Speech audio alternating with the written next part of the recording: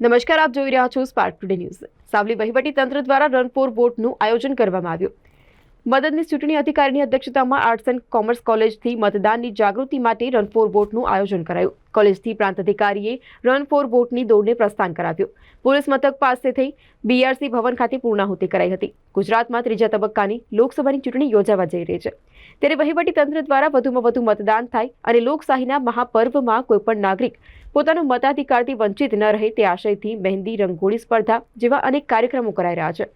આગામી 7મી તારીખે વડોદરા સંસદીય વિસ્તારમાં પણ મતદાન થવાનું છે। વડોદરા જિલ્લાના સાવલી 135 વિધાનસભા મત વિસ્તારમાં મદદનીશ ચૂંટણી અધિકારી દ્વારા ચૂંટણી પંચના આદેશથી લોકસભા સામાન્ય ચૂંટણીનું અનુલક્ષી રન ફોર વોટનું આયોજન કરવામાં આવ્યું।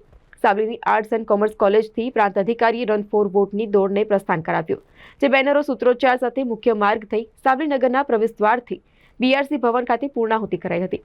સાવલી 135 મત વિસ્તારમાં વધુમાં વધુ મતદાન થાય અને લોકશાહીના મહાપર્વમાં જનજાગૃતિ માટે આ રન ફોર વોટનું આયોજન કરાયું હતું, જેમાં સાવલી ડેસર તાલુકાના મામલતદાર, તાલુકા વિકાસ અધિકારી સહિત પોલીસ, આરોગ્ય, શિક્ષણ જેવા અનેક વિભાગના અધિકારીઓ, કર્મચારીઓ, મહિલાઓ રન ફોર વોટની જનજાગૃતિ દોડમાં સહભાગી થયા હતા।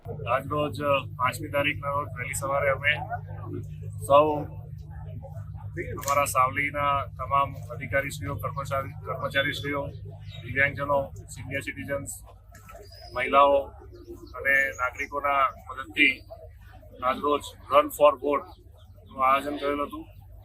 એમાં અમે ડીકે પટેલ કોલેજથી અહીંયા બીઆરસી ભવન સાવલી સુધી અમારે દોડ કરી અને સૌ નાગરિકોને, સૌ મતદારોને અચૂક પોતાના દેશ માટે વોટ કાઢવા, પોતાની 10 મિનિટ અચૂક દેશ માટે ફાળવવા માટે એ લોકોને સંદેશો આપવા માટે અમે દોડનું આયોજન કરેલ છે।